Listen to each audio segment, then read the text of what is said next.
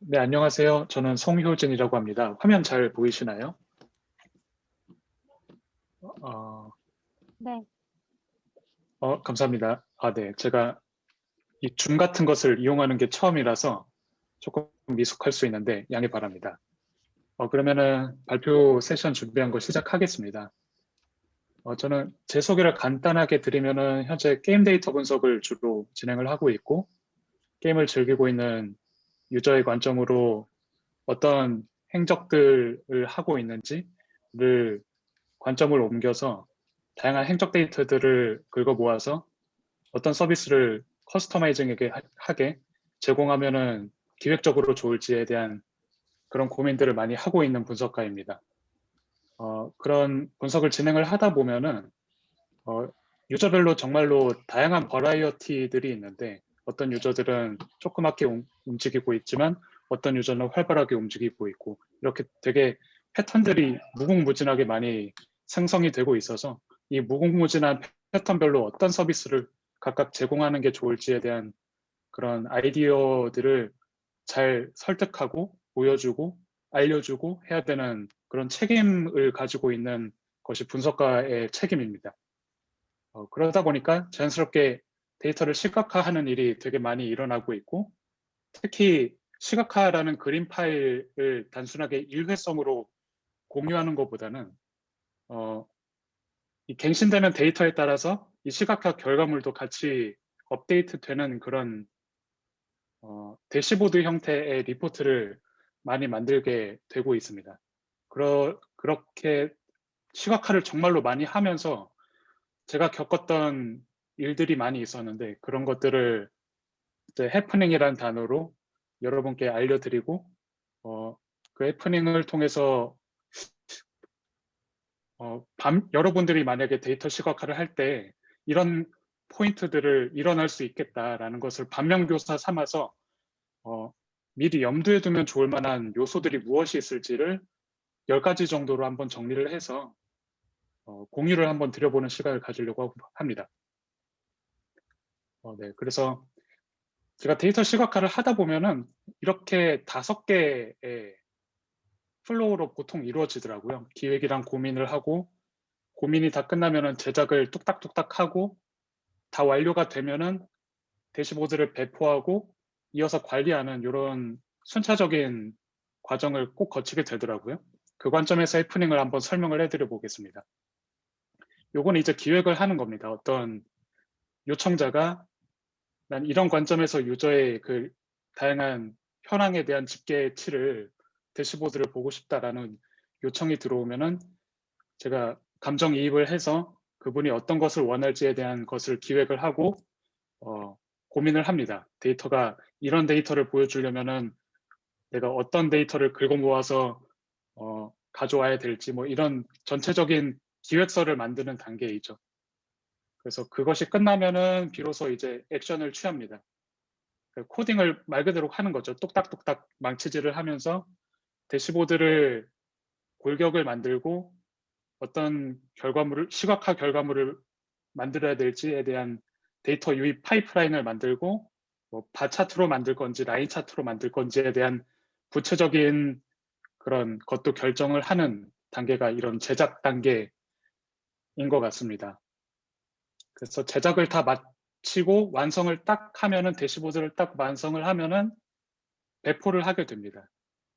배포라는 단어를 꼭 썼는데 시각화 그림 파일을 일회성으로 전달하는 게 아니라 이게 그림 파일이 계속 업데이트가 되면서 동작하는 생명력이 높은 데이터를 곧바로 갱신해서 그림으로 표현하는 어떤 웹 개발적인 부분이 요소가 있기 때문에 그런 결과물을 전달하는 것은 배포라는 단어에 조금 더 적합할 것 같아서 배포라는 단어를 저희는 쓰고 있습니다. 그래서 배포를 했으면은 그 대시보드가 제대로 일별로 동작을 하는지 업데이트가 제대로 되고 있는지 그 원 요청자에게 제가 배포를 했는데 주기적으로 잘 사용하고 있는지에 대한 요 관리 포인트들이 생기게 됩니다. 그래서 총 5가지의 요 순차적인 과정이 데이터 시각화를 할 때 보통 일어나는 그런 순차 구조인 것 같습니다. 그래서 이상적으로는 요렇게 한 방에 순차적으로 가서 끝나면은 참 좋을 것 같은데 제가 지금까지 시각화를 하다 보니까 조금 난해한 부분들이 많이 있더라고요. 그런 해프닝들을 얘기를 해 보겠습니다. 요 문장을 한번 가져와 봤는데요. 이 문장을 한번 읽어 보면은 영어라서 무슨 말인지 잘 모를 수가 있는데 이거를 한글로 번역하면은 모두들 체감하실 수 있을 겁니다. 예. 이 마이클 타이슨이 했던 얘기인데요. 누구나 그럴싸한 계획은 가지고 있는데 제가 소위 지금 많이 처맞고 있는 상태입니다. 시각화를 하다가 대시보드를 내 그럴싸한 계획을 통해서 만들어서 배포를 했는데 다양한 사건 사고들이 지금 일어나고 있는 것이죠. 그래서 소위 이런 현실은 이렇습니다. 현실은 이렇더라고요. 이상적으로는 이 원 프로세스로 기획과 고민과 제작과 배포와 관리라는 요 프로세스로 한 번 거치면은 시각화 결과물이 딱 나올 줄 알았는데 현실은 이렇게 처맞아 보는 현실을 겪다 보니까 이런 복잡한 플로우 차트를 그리면서 시각화 결과물을 하나 만드는 것까지가 다소 어려운 점들이 많이 있었다는 걸 지금 깨닫게 되었습니다. 조금 당황스러우실 수도 있는데 제가 속사포로 요 플로우 차트를 한번 속사포로 한번 설명을 한번 해볼게요. 시간이 많이 없으니까요. 예. 처음에 이제 기획을 한다고 했는데 기획해서 고민을 했는데 고민 한번 해보니까 원래 원청자가 원했던 기획대로 데이터가 없는 거예요. 없어가지고 기획서 이렇게 하면 안 되겠다라는 그런 자기 검열을 많이 하거든요. 데이터가 있으면은 그 데이터를 통해서 이 기획대로 만들 수 있는지에 대한 이 자기 핑퐁이 많이 있으면서 기획서를 이렇게 자주자주 바꾸는 일들이 일어나게 됩니다. 이게 1차적인 해프닝이고요. 그래서 이 자기 검열을 통해서 그래도 이제 고민이 어느 정도 끝나면은 그리고 기획서가 여차저차해서 완성이 되면은 이제 뚝딱뚝딱 코딩을 해서 대시보드를 만듭니다. 근데 또 이제 대시보드를 만들다 보니까 또 문제가 일어나요. 원래 잘 있던 데이터가 만들고 있었는데 지금은 또 없네? 뭐 이런 문제가 발생할 수도 있고, 원래 내가 기획 고민 단계에서 봤었던 데이터는 어떤 A라는 폼을 유지를 잘 하고 있었는데 지금 제작하다 보니까 A가 아니라 B로 업데이트가 되었어요. 뭐 이런 변경점들을 이때서야 파악할 수도 있는 그런 문제가 발생하는 것 같습니다. 그래서 이거 뚝딱뚝딱 만들다 보니까 못 만든다 라는 것을 이때 문제를 인지하고 다시 기획서를 또 반영하는 이런 불상사가 일어나는 것이죠. 그래서 어찌됐든 불상사가 일어났지만 저는 다시 고민을 해서 그 원 요청자에게 맞는 니즈에 맞는 대시보드를 만들어야 되기 때문에 다시 고민을 합니다. 이런 과정을 통해서 원래 원 요청자가 의도했던 기획서대로는 안 되는데 라는 현실을 이제 맞부딪힌 것이죠. 근데 이게 문제가 맨 처음에 1차적으로 고민했었을 때의 시각화의 그 플랜과 지금 소위 여러 번 처맞고 나서의 지금의 나와 상충하기 시작을 하는 거예요. 원래는 내가 A라는 걸 만들고 싶었는데 이런 플로우를 겪다 보니까 A라는 건 못 만들고 B라는 걸 차선으로 만들어야 된다 라는 이런 상충된 현실을 만나서 타협을 해야 되는 상황이 일어나는 것이죠. 그래서 A와 B 중에 차선을 선택해서 내가 원래 생각했던 그 A라는 플랜이 퇴색됩니다. 차선을 선택함으로써 실행에 옮겨야 되니까 대시보드를 만들어야 되니까 이렇게 퇴색이 되는 것이죠. 여튼 이것은 이런 자기 검열을 통해서 많이 퇴색이 되면서 그럼에도 불구하고 저는 빨리 코딩을 들어갑니다. 듀데이까지 대시보드를 만들어야 되니까. 그래서 뚝딱뚝딱 만들었어요. 그래서 만든 것을 이제 원 요청자에게 배포를 했으면은 이제 관리 포인트가 하나 늘어나기 시작하는 것이죠. 이렇게 해서 끝날 줄 알았는데 끝나지 않습니다, 문제는. 왜냐하면은 이 배포를 했으면은 원 요청자가 보는 것뿐만 아니라 불특정 다수가 이 대시보드, 제가 공유했던 대시보드를 모두 다 볼 수 있는 그 오픈된 것이기 때문에 그 다양한 생각들과 관점을 피드백을 받게 됩니다. 그래서 어떤 분은 '내가 만들었던 이 대시보드가 잘못된 거 아니냐.'라는 생각을 가지는 분도 있고, 어떤 분은 다른 관점으로 다르게 해석, 오용해서 사용하시는 분도 있고, 어떤 분은 정말로 제대로 지적을 해서 "이런 부분은 잘못됐다."라는 것을 피드백을 제대로 주시는 분들도 있고요. 다양한 사람들이 이렇게 있습니다. 그러면 그 사람들의 피드백을 다시 받고 저는 또 버전업을 하기 위해서 기획서를 다시 만들기 시작을 하는 것이죠. 그래서 기획서를 다시 버전업을 위해서 뚝딱뚝딱 만들고 버전 2를 만들어서 배포를 하고 라이브에다가 적용을 하고, 그래서 라이브는 버전 2가 되고, 또 요 다른 사람의 또 생각을 또 입혀서 버전 3를 만들어서 또 라이브에 업데이트를 하고, 또 4를 만들고 5를 만들고 6를 만드는 이런 이터레이션이 반복을 하게 되는 것이 현실이었습니다. 현실이더라고요. 그래서 이런 해프닝들을 겪으면서 내가 이상했던 계획이랑은 계획처럼 잘 되지 않는구나라는 것을 깨닫게 되었습니다. 그리고 내가 미리 염두에 뒀으면은 이런 복잡한 현실에 마주치지 않고 조금 더 원활하게 대시보드를 바로 만들 수 있었을 텐데라는 아쉬움을 느끼기도 합니다. 그런 요소 중에 10가지 요소를 제가 한번 정리를 해 보았어요. 그걸 하나하나씩 이제 설명을 한번 해 보도록 하겠습니다. 첫 번째는 결측값인데요. 이 결측값이라는 것이 참 오묘한 친구죠, 데이터를 다룰 때. 이런 예제 데이터를 하나 가져와 봤는데요. 이거 보시면은 경기도, 그리고 경기도에 있는 시군구별 면적 데이터입니다. 그래서 요것을 이제 시각화를 해야 되는 것이죠. 근데 처음 데이터를 일단 보고 나서는 이 데이터가 어떤 문제가 있는지는 알 수가 없었어요. 근데 이제 시각화를 해 보면은 우리가 경기도가 외곽이 이렇게 되어 있다라는 것을 우리는 알고 있잖아요, 한국인이니까. 그래서 여기가 뭔가 빠졌다라는 것을 인지를 이때서야 할 수 있어요. 여기 경기도 양평이거든요. 그래서 경기도 양평에 데이터가 없다라는 것을 그렇게 시각화를 하고 나서야 문제를 인지하게 된다는 것이죠. 그래서 실제로는 이 경기도 양평이라는 곳이 데이터가 이렇게 명시가 되어 있어야 되고, 거기에 값이 비어 있다라는 이런 데이터가 이상적인 데이터인데, 처음에 가지고 있던 요 데이터는 그렇지 않았던 것이죠. 그래서 그려봐야 아는 이런 문제들도 결측값이 가지고 있는 그 애매모호한 그 영역 중에 하나입니다.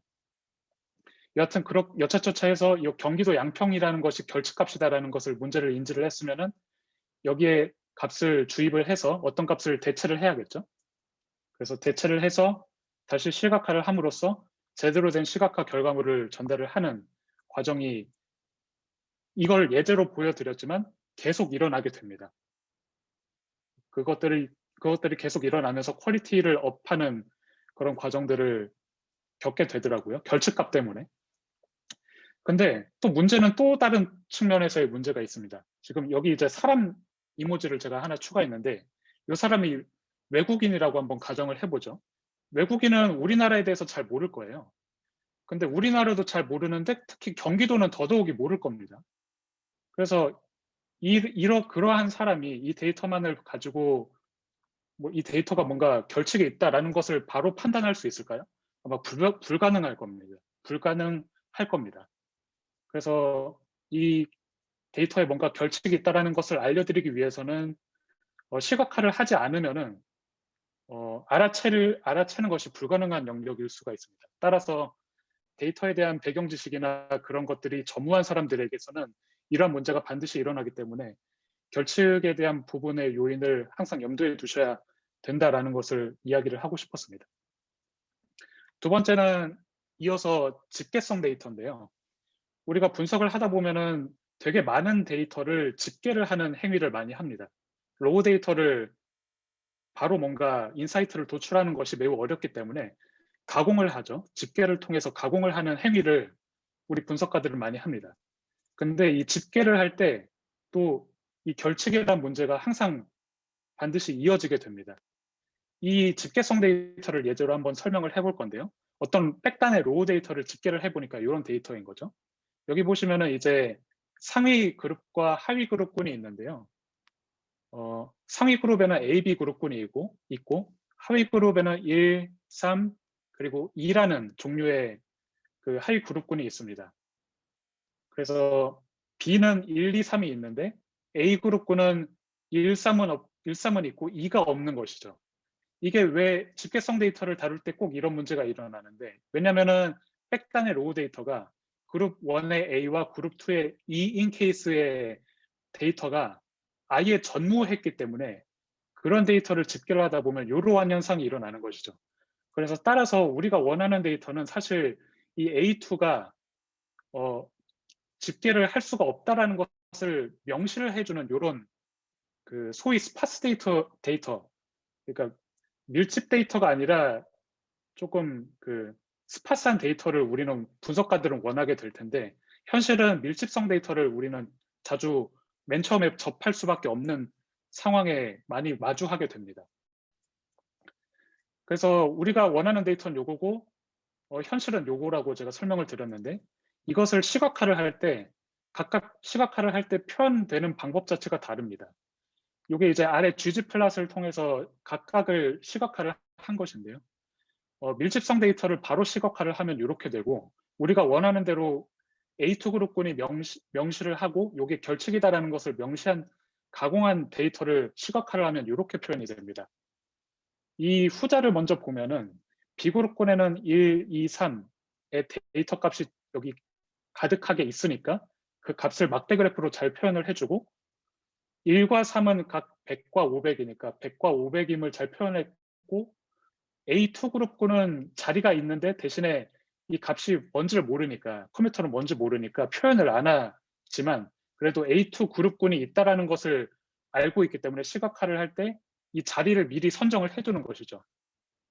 근데 우리가 마주하는 밀집성 데이터는 이 A2라는 것이 명시가 아예 안 되어 있기 때문에 바로 시각화를 할 때 이렇게 나타나게 되게 됩니다. 이게 꼭 잘못됐다는 건 아니지만 여러분이 처한 상황에 따라서 이게 맞을지에 대한 것은 다 케이스 바이 케이스입니다. 근데 우리가 원하는 게 이거라면은 이렇게 이제 스파스형 데이터로 가공을 하는 후처리가 반드시 필요한데 그것을 놓칠 수가 있다는 것이죠. 이런 부분들이 이제 또 시각화할 때 맞게 된 장애 요인이었던 것 같습니다. 네, 그래 이 얘기를 하고 싶었던 거죠. A2 자리가 있다라는 것을. 그리고 세 번째로는 리포트 이용자의 선택 가능한 조합이라고 제가 작성했는데, 대시보드를 이제 한번 예를 들어볼게요. 아까 예제 데이터 그대로 가져왔고요. 집계성 데이터입니다. 이 데이터를 통해서 대시보드를 만들었다고 해보죠. 이런 대시보드를. 그룹 1을 선택하는 UI가 있고요. 그리고 그룹 2를 선택하는 UI를 제공을 합니다. 그래서 사용자는 이 UI를 어떻게 선택하느냐에 따라서 이 각각의 궁금했던 밸류 값을 여기다 표출하는 간단한 대시보드라고 해보죠. 그래서 사용자가 이 그룹 1은 A를 선택하고 그룹군 하위 그룹군은 1, 2를 선택했다고 해보죠. 그러면은 이 대시보드는 A와 1에 해당되는 100을 값을 노출하는 대시보드의 간단한 로직의 대시보드입니다. 그러면은 B도 보고 싶겠죠. B를 클릭하면은 200이 B의 1이니까 200이 되고, 또 2로 누르면은 B의 2니까 300이 되는 거죠. 그 300 값이 노출이 되는 겁니다. 근데 여기 잘 보시면은 하위 그룹군에 1, 2, 3을 선택을 할 수가 있어요. 왜냐면은 1, 2, 3이 있기 때문인 거죠. 데이터에 유니크한 값이. 근데 이 상태에서 사람이 이 하위 그룹군이 2인 상태에서 갑자기 상위 그룹군 A를 선택한다고 가정을 해봅시다. 그러면은 이 리포트는 대시보드는 동작을 하지 않아요. 왜냐면은 아까 설명드렸듯이 이 밀집성 데이터이기 때문에 A2 그룹군이 명시가 안 되어 있고 그에 해당되는 데이터 자체가 아예 없기 때문에 밸류 값을 무엇을 뿌려줘야 될지 컴퓨터가 모르는 것이죠. 그래서 이런 대시보드를 사용자가 딱 요거 눌렀을 때 아무 값이 안 나오는 경험을 딱 마주할 때 이 리포트 잘못된 거 아니야?라는 불신을 가지게 됩니다. 그래서 이런 궁금증을 가지게 되는 것이죠. 그래서 우리가 준비해야 될 것은 밀집성 데이터가 아니라 아까 말했던 가공된 데이터가 필요로 합니다. 그리고 A2 그룹군이 병시가 되어 있어야 되고 A2 그룹군을 이렇게 눌렀을 때 어떤 값을 표출해야 되는지에 대한 그 값을 미리 가공을 해야 된다는 것이죠. 이런 식으로 말이죠. 널 값인데 널일 경우에는 어떤 형태로 값을 표현할 것인지에 대한 표현 값을 파생 변수로 하나 만들어서 이 값을 노출시키게끔 하는 형태로 대시보드를 만들 수 있다면은 이런 의문점은 사라지게 될 거고 A2 그룹군을 선택했을 때의 이 대시보드가 동작하지 않는 오류를 미리 회피할 수 있습니다. 그래서 이러한 지금 세 가지 요인들이 다 이 코딩을 뚝딱뚝딱 할 때 문제를 인지한다는 게 참으로 안타까운 부분이었었던 것 같아요. 제가 경험담으로서는 사전에 알았으면 미리 대비를 할 텐데 이게 사전에 인지하기 참 어려웠던 문제였던 것 같습니다. 그 다음으로는 이제 네 번째인데요. 문의 채널입니다. 요게 아까 예절 그대로 가져올 건데요. 아까 예제로 들었던 데이터가 요거였는데 이 데이터가 현재는 이 6x 4컬럼의 데이터인데 미래에 가면은 계속 업데이트가 되는 겁니다. 어펜디드가 되는 것이죠. 막 어떤 데이터가 유입이 되는 것입니다. 그래서 이러한 데이터가 하나가 더 증가가 되었다고 해보는 것이죠. 비사그룹군의 값은 1000이다라는 값이 갑자기 들어왔습니다. 그러면 제가 만들었던 대시보드는 어떻게 동작을 하는 걸까요? 4라는 그룹군이 유니크한 값이 추가가 되었기 때문에 UI에서는 4를 선택할 수 있게 됩니다. 그리고 A4를 선택할 수 있는 케이스가 생성이 되는 것이죠.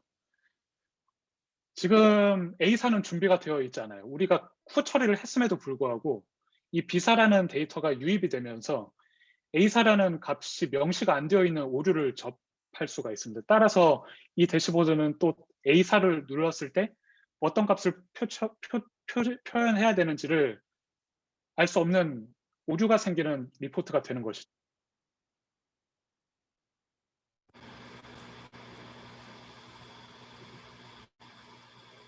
네. 이럴 때 필요한 것이 이런 버튼이 필요해요. 궁금증이 생겼을 때 이 사람이 어디에다 문의를 해야 될지 알 수가 없다는 것이죠. 근데 이런 버튼이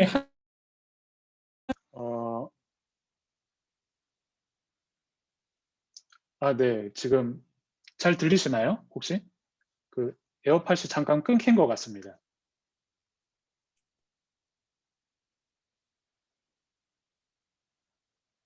예, 감사합니다.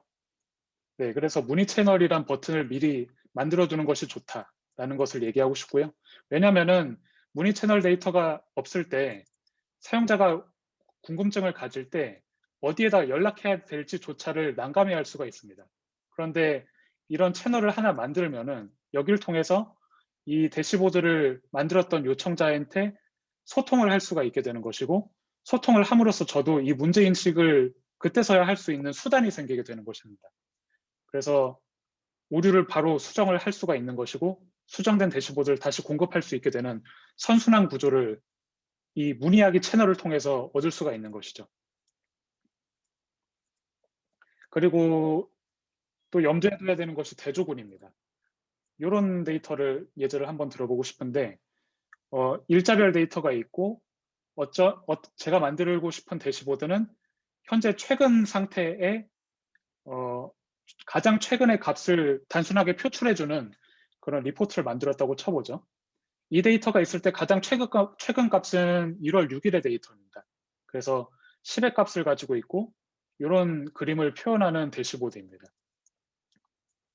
그래서 최근 값을 여기다 표출을 하고 value2를 표현을 하고 value1 값을 여기 이 문장에다가 표현하는 간단한 구조의 대시보드이죠. 근데 또 역시 이 대시보드를 볼 때 사용자는 의문점을 가질 수가 있게 됩니다. 이 대시보드는 최근 값을 항상 보여주는 것을 목적으로 하고 있지만 다양한 사용자들은 이 1월 6일 뿐만 아니라 현재 값은 알겠어. 근데 현재 값이 10점인 게 이게 상대적으로 높은 건지 낮은 건지 알 수 없습니다. 그 절대적인 기준을 알 수 없기 때문에 가지는 궁금증이죠. 그래서 대조군이 항상 필요로 합니다. 근데 이제 우리가 시계열 데이터를 다룰 때는 이 대조군이 항상 있습니다. 뭐냐면 과거 데이터인 것이죠. 과거에는 현재는 이제 10점인데 과거에는 어땠었는지에 대한 대조군의 데이터가 항상 과거치가 있기 때문에 이걸 상대적으로 미리 볼 수가 있게 됩니다. 그래서 대조군을 항상 이런 식으로 표현할 수 있는 매개체가 필요하다라는 것이고요. 그리고 그 대조군을 어떤 식으로 표현하는 것이 좋을지에 대한 부분들에 대한 설명입니다. 6번째 이제 팝업에 대한 부분인데 우리가 대시보드를 만들 때 팝업을 많이 씁니다. 팝업이 뭐냐면은 예를 들어서 사용자가 뭔가 궁금증을 가질 때 그 궁금증을 가지는 부분을 더 깊게 심오하게 알고 싶다라고 할 경우 마우스 커서를 그 원하는 데이터에 갖다 대면은 부연 설명을 할 수 있는 것이 팝업 기능 중에 하나입니다. 그래서 팝업을 통해서 부연적으로 과거 데이터를 설명하고 할 수 있게 되는 것이죠. 그래서 팝업을 기능을 잘 이용하면은 사용자 입장에서 매우 편하게 받아들이는 경향이 있다라는 것을 깨닫게 되었습니다. 그리고 이 팝업 기능을 이용하면은 리포팅 백데이터를 공급할 수 있는 수단이 하나가 더 증가하게 됩니다. 예를 들어서 현재 데이터는 10점이고 안 좋은 거 알겠어. 그러면 과거의 백데이터는 어땠을까? 그 백데이터를 필요로 하는 사람들이 있을 거잖아요. 그럴 때 우리가 로우 데이터를 이렇게 단순하게 전달해 드리는 것보다 아예 기능을 내장시키는 것이 더 합리적인 것이죠. 어떻게? 팝업 기능을 통해서 이렇게 데이터에 갖다 대면은 과거 데이터를 로우 데이터를 모두 다 보여줄 수 있는 수단으로 팝업 기능을 통해서 보여주면은 사용자가 굳이 대시보드를 만든 요청자에게 백데이터 주세요라는 요청을 할 필요 없이 이런 수단을 통해서 공급할 수 있게 됩니다. 그리고 법리와 의미 명시입니다. 시각화를 할 때 되게 기초적인 부분인데요. 이것을 빼먹었을 때 생기는 오해점들과 그리고 일어나는 사건들은 매우 무궁무진하다는 것을 느꼈습니다. 그래서 이 기초적인 법례와 시각화를 할 때 색깔별 법례, 색상 법례, 그리고 X축과 Y축에 각각 의미하는 것이 무엇인지에 대한 라벨링, 이것들이 매우 기초적인 것이지만 이거를 안 했을 때에 생기는 오해 소지들이 너무 많기 때문에 기초적이지만 매우 중요하다라고 해서 강조를 하고 싶었고요. 그리고 또 그것을 써 넣을 때 쉬운 단어와 그리고 공통적으로 사용하는 공용 언어를 쓰는 것이 매우 중요하다라는 것을 깨닫게 되었습니다.